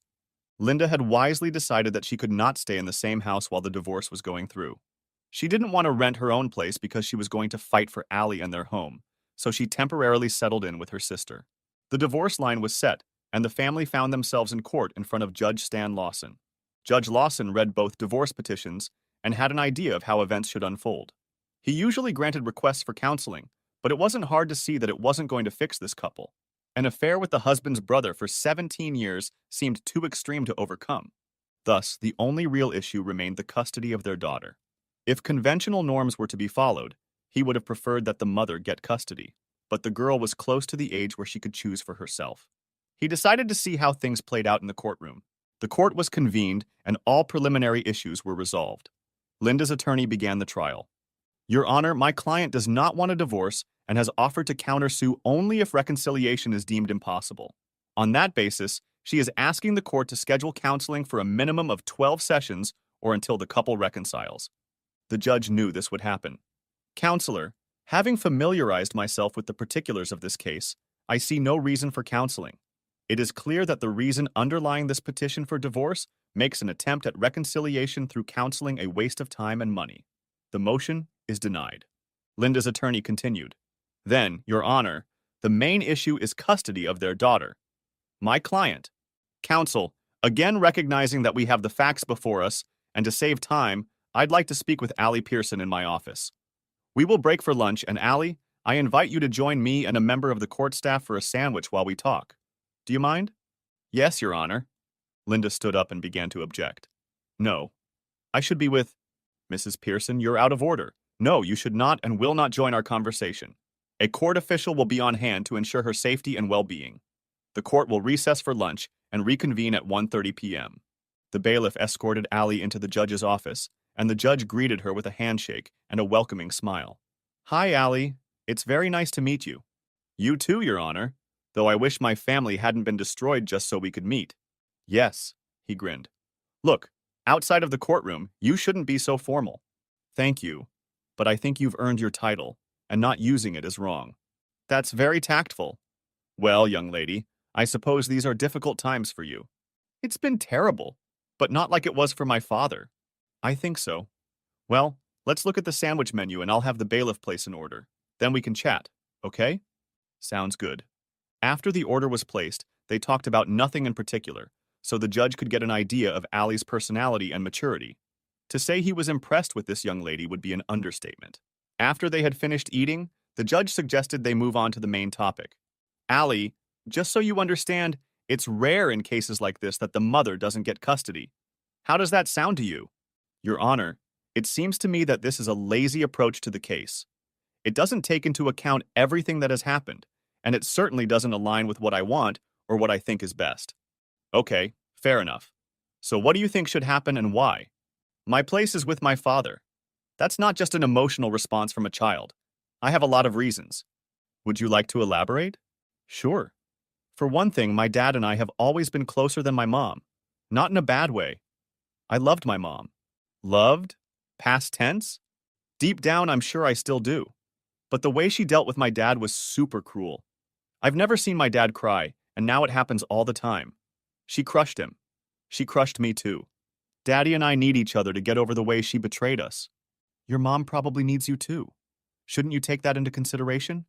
This is going to sound like I want revenge, but I don't. She did this. It's her fault.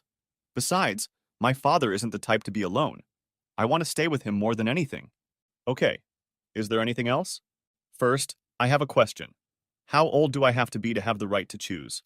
16 years old. That's what I thought. It's 3 months away. If you say I have to live with her, that means in 3 months, Dad and I will have to spend even more money to come and tell you I want to stay with him. Is that it? No. Right now, I can't contain my anger when I'm around her. I know I need to get over it and find common ground with her someday, but forcing me to stay with her so soon after what she did isn't going to make us better friends. In fact, I'll be miserable, and I expect I'll make her miserable. Is that a fact? Let me be honest.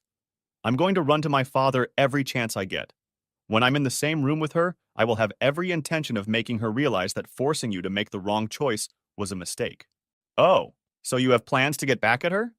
I wouldn't say that, but yes. She'll realize it was a mistake.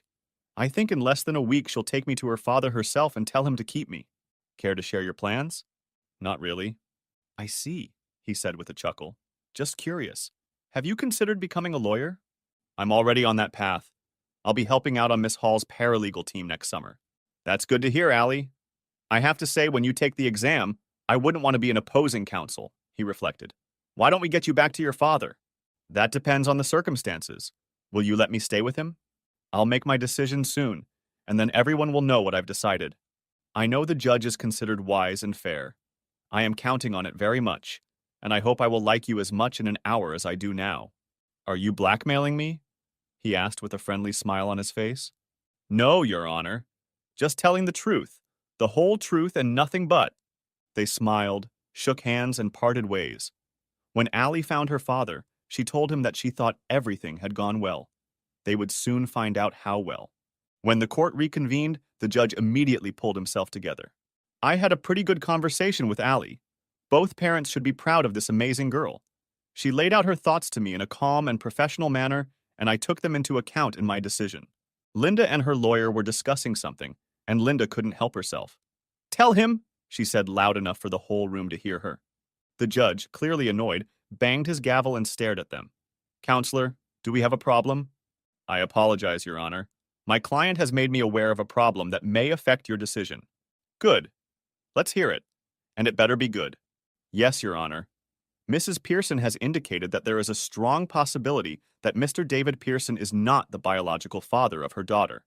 If that is the case, it could be argued that he does not have sufficient grounds to claim custody. Counselor, this is completely irrelevant to custody claims in Pennsylvania, and you should know that. However, for the benefit of Mr. and Miss Pearson, is there any evidence of that, Mrs. Pearson?" "Not yet, Your Honor." "Your Honor," her attorney interjected, "we move to stay the proceedings pending the DNA test and analysis." Dave turned and saw that Allie answered him with a knowing smile. His attorney stood up to respond. "Your Honor, anticipating Mrs. Pearson's tactics, we have the results of the DNA test conducted by an accredited laboratory. The results are certified and accompanied by a duly certified and notarized sworn statement from the agency that conducted the analysis." He handed copies to the court officer and Linda's attorney, then continued. "As you can see, the results prove conclusively that Mr. David Pearson and Miss Allegra Pearson, or Allie as she is also known, are father and daughter." "Very good, Counselor Hall. That's interesting and I'm sure will bring relief to the father and daughter. In any case, based on the laws of this state, the motion for continuance and scheduling of the DNA test is denied." Linda cried as her attorney tried to comfort her.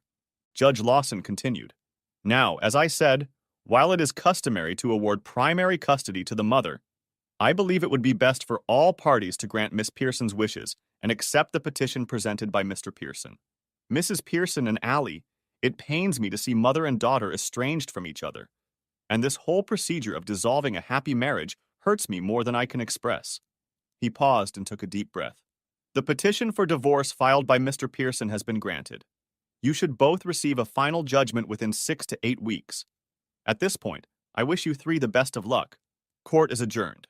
Allie rushed to her father and clung to him with all her might. As they began to walk out, Linda walked up to them with fire in her eyes.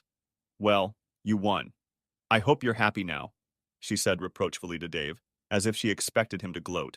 He turned and replied softly, "What are you turning into, Linda? No one won here tonight. It's a defeat for all three of us. Go home and we'll discuss the details in a few days." "Ed!" She collapsed on the bench in the courtroom while her lawyer tried to comfort her.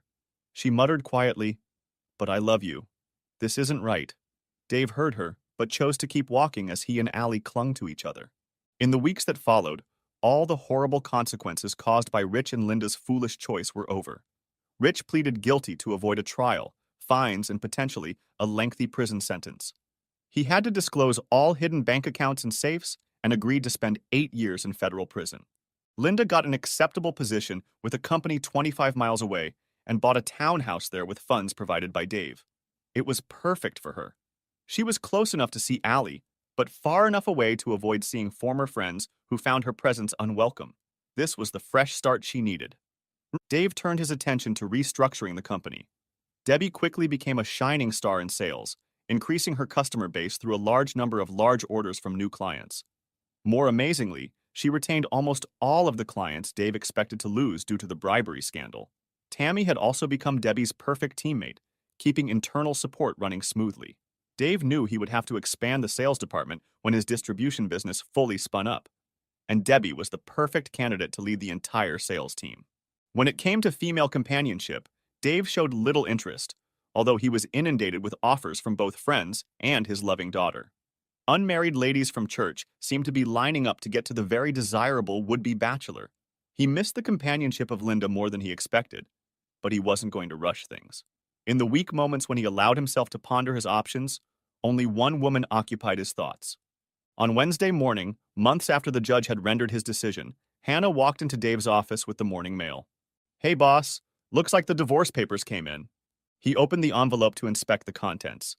"Yeah, looks like Judge Lawson was accurate. It's been 7 weeks now. Looks like I'm a free man. How do you feel about that?" Dave pondered his emotions before answering her question. "It's a real mix of feelings, I think. Sadness and happiness, relief and anxiety. If you put all my feelings together, you wouldn't get a single feeling. The feeling I feel most is a sense of anticipation. What Linda and I had was special. Now that it's gone, I want to find special again. Do you know what I mean? Yes, I do, she replied with a half smile, wondering if it was time. Turning to leave, she hesitated at the door and slowly closed it. Still with her back to the door, as if afraid to see his reaction, she said quietly, Dave, I want something special too. I need to confess something I've been afraid to say. But here it is. I love you. I started loving you the day you interviewed me. You and Linda kept trying to convince me to find someone, but I needed someone untouchable or at least unavailable. You don't have to say anything now, but if you're interested, just ask me out when you're ready. I already know my answer will be yes. She didn't notice Dave move silently right behind her back. As soon as she finished her confession, he gently put his arms around her, kissed her neck, and whispered the words she wanted to hear. Dinner tonight?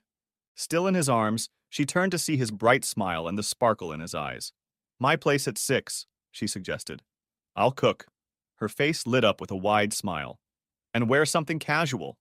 The bottle of wine and the wonderful lasagna disappeared, as if dinner were an afterthought. The newfound lovers couldn't wait to see how their deep friendship might blossom. It didn't take long for it to blossom. Unable to hold back any longer, Hannah whispered in his ear, I want to be with you. Dave smiled and whispered back, I can think of lots of excuses. With, at, under, in, for. She pulled away and looked at him with loving mischief in her eyes. Look, mister, I want lots of prepositions, clauses and all. And I want them now, she exclaimed with a note of playful desperation. He wanted nothing more than to take her to the bedroom and spend the evening. Next chapter.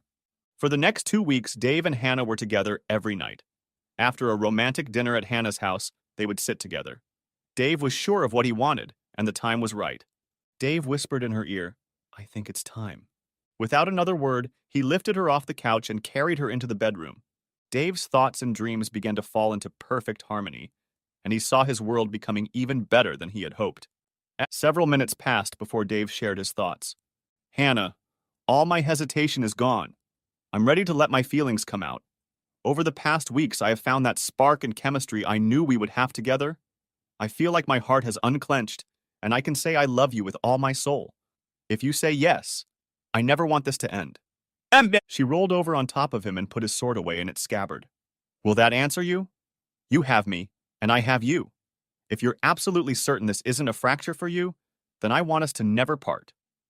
It's going to make walking a little difficult, but I'm ready. Smartass, she exclaimed playfully. You know what I mean? Yeah, I do.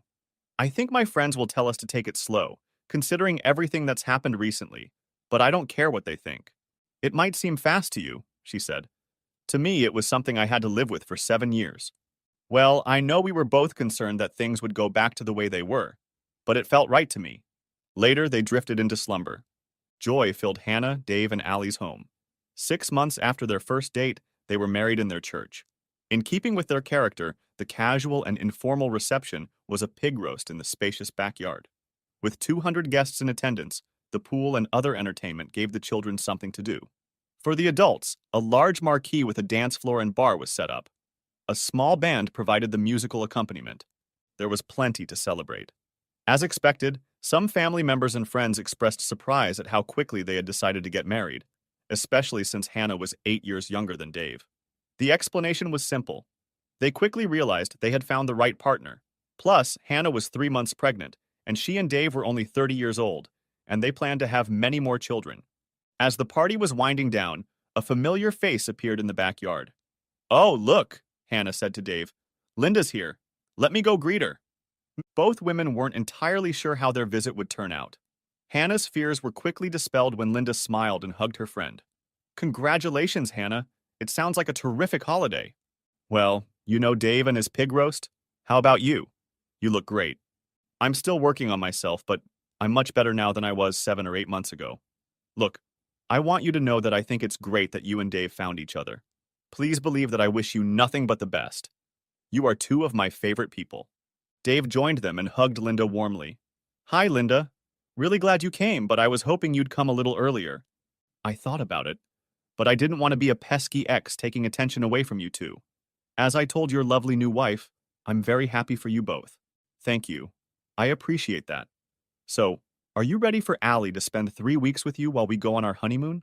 I'm looking forward to it. I hope she doesn't dread it too much. Don't tell her I said that, but she's looking forward to being with you while we're away. I think she feels guilty about some of her actions and words, but I told her that strong emotions need to be let out if she's going to overcome them. You two are going to be fine. So, are you going to go meet my emotional support animal? What? You still have Banjo, right? Of course. He'll be with Allie when she stays with you. Then what's an emotional support animal? Oh, it's a pig. He's been roasted, of course, but he does give me positive vibes. Come and get a plate. Any threat of tension vanished when Hannah and Linda laughed as they threatened to throw Dave into the pool. No two divorces or breakups are the same. People don't react in the same script when something bad happens. After learning of Linda's infidelity, Dave couldn't imagine ever finding joy in his life again. Allie grieved over the breakup of her loving family. At the same time, Hannah felt doomed to either live without love or settle for something or someone less than she wanted. All of them were broken. But in the end, Dave, Hannah, and Allie found more joy than they had before everything fell apart. With all their hearts, they wished the same for Linda and Sonia. Time would tell. Epilogue, 10 years later. The pastor asked the congregation, "Who gave this woman the right to marry?" Dave answered clearly and firmly, "Her mother and me." He then took Allie's hand and passed it to the groom, Nathan Lawson, grandson of Judge Stanley Lawson. Dave turned to take a seat next to Hannah, who was shedding happy wedding tears. Sitting next to them were Linda and her fiancé. Hannah and Linda were good friends again, and Dave kept his distance from his ex-wife. At least he no longer felt the need to isolate himself from Linda. His love for Hannah and their 3 children more than healed the anger and hurt. Hannah whispered to him as he sat down, "Mothers, plural. Nice move, Mr. Pearson." He looked back at the wedding party and smiled proudly at his 10-year-old daughter, Sarah, who was his sister's maid of honor. His youngest daughter, Jenna, was a flower girl, and Dave Jr., now 3 years old, was a ring bearer. True to his contemplative nature, he basked in the glow of a heart filled with love and pride. A prayer of gratitude burst from his soul. Allie graduated from Temple University Law School, top of her class. It was also where she met and fell in love with Nate. While they were dating, her father and Judge Lawson became close friends, so the blending of families couldn't have been easier. Nate focused on criminal law and moved to Bill Hardwick's office, while Allie prioritized family law and became a new member of Angela Hall's team. The changes Dave has made to his business have been more successful than he expected. In his 48th year, Dave and Hannah planned to retire when he turned 55. He was by no means a billionaire, but his stock portfolio and excellent financial planning made that goal easily achievable. Sonia married a terrific guy who managed the eastern territory of the large pump company that Dave's business represented. In addition to the 2 boys Sonia had with Rich, the couple now had a little girl who had just turned 4. Dave's parents had already retired and were enjoying good health as they transitioned to outdoor activities. This included them passing on Sunday family dinners to Dave and Hannah. One Sunday, about 3 months after Allie's wedding, Dave's father pulled him aside after the meal. "Son, I know I made you a promise, but this time I'm going to break it. Rich is leaving next week, and he'd like to see you and the rest of the family before he goes. Can he come over this afternoon?" "Actually, I've been thinking about contacting him since he got out of prison. I heard he joined a missionary team or something?" "Yes. They help poor villages, build schools, and so on. He's going to Tanzania and will be on the team as a water purification specialist." "How did he get involved with them while in prison?" "He's grateful to his cellmate for really turning his life around. He got close to the prison ministry team and asked them to help him find a ministry he could join upon his release. After learning about his abilities and background, they set things in motion. He had studied Swahili and, from what I understand, spoke it fluently. He was also allowed to take a lot of required courses while he was serving his sentence so that he was ready to go upon release. He spent several months after his release completing his training and collecting monthly aid. He can come visit us, but Sonia and her family might not react well. He's already visited them a few times. They're fine." "God, Sonia never told me." "You're blaming her? You made it clear you wanted nothing to do with him." "Yeah, I guess you're right." "So what do you think of your brother at this point?" "What he was doing seemed to be aimed directly at me, Dad. Maybe he didn't mean it that way, but it seemed that way to me. The moment everything fell apart, I remember thinking it would have been kinder of him to just put a bullet in me. He had infringed on almost everything that mattered to me. If it hadn't been for Allie, I don't know what I would have done." "Yeah, you two were good at sticking together." Yeah, thank God. Son, you mentioned that Rich seemed to be targeting you. I don't think that was his primary motivation, but on a subconscious level, I think you might be right. He and I had a strange but interesting conversation the day he came out. He was apologizing, and I believe he was sincere. But then he said something that really struck me. He said that he never felt like he was part of our family, and that you were always the perfect son that he could never compare to. Your mom and I were racking our brains trying to figure out why he felt that way. You guys have never held me up as an example or shown me any favor. I don't get it? He admitted it himself. He said it was all on his conscience. He knew you were a better student and had talents he didn't have, so he drew conclusions that weren't true. He knows that now. I think I owe it to him and myself to talk to him and clear the air. Thank you, son. I knew you'd understand it that way. Dad, you know I usually spend a lot of time thinking. Like during your half-hour morning visits to the latrine? Okay, smartass, Dave replied, and they laughed. Like I said, a few nights ago I was sitting alone on the back porch while Hannah put the kids to bed. The air was cool and the smells from the flower garden put me in a wonderful state of mind as I watched the sun set behind the trees. I felt an overpowering joy and peace as I thought about how things had turned out after the confusion of 10 years ago. Sonia is remarried to a good man and couldn't be happier. She has done a great job raising her boys, and her new husband has been a huge influence on her.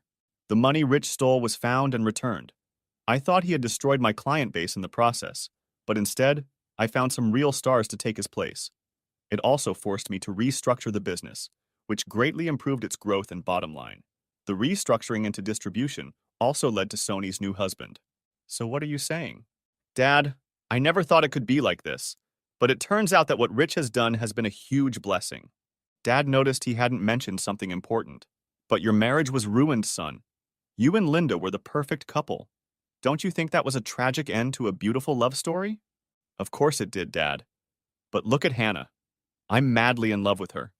I love everything about her. I wouldn't give her up or trade her for anything, including what Linda and I had. Do you love her more than Linda?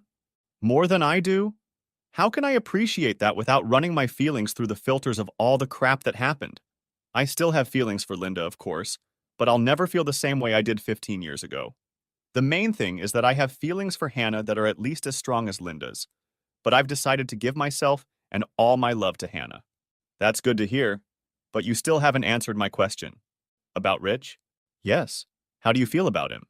Everything I said about how things turned out applies to my attitude toward Rich as well. I hate what he did, but the way things turned out gives me reason to be grateful. He paid with more than 8 years of his life, so I have no anger or desire for revenge. It's a bit like how I feel about Linda. Do I love him? Of course I do. He's my brother. If he needed a kidney or something, I'd help. But I'll never be able to trust him or care for him the way I did 15 years ago. I think I understand you, son. I have to say that your attitude toward everything that's happened is heartening.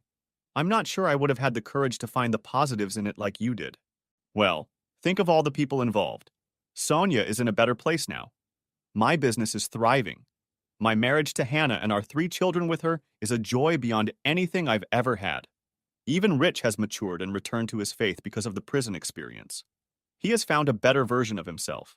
Linda, sad to say, is probably the only one who didn't come out of prison in a better situation. Allie tells me she's happy, but still pines for the life we had together. Son, you're a goddamn Pollyanna, you know that? Is that a bad thing? No, but I can't forget how broken you were. Yeah, I was. But during one of my contemplation sessions, it occurred to me that what Rich did was like taking my prized china and smashing it on the floor. God, in his mercy, helped me pick it up and put together a new mosaic from the pieces, even more beautiful and precious. So you mean to say that what was broken is now better than ever? Exactly. But not just better, Dad. It's much better for me. The end. Thanks for watching. I hope you enjoyed it. So subscribe to my channel and watch the next video.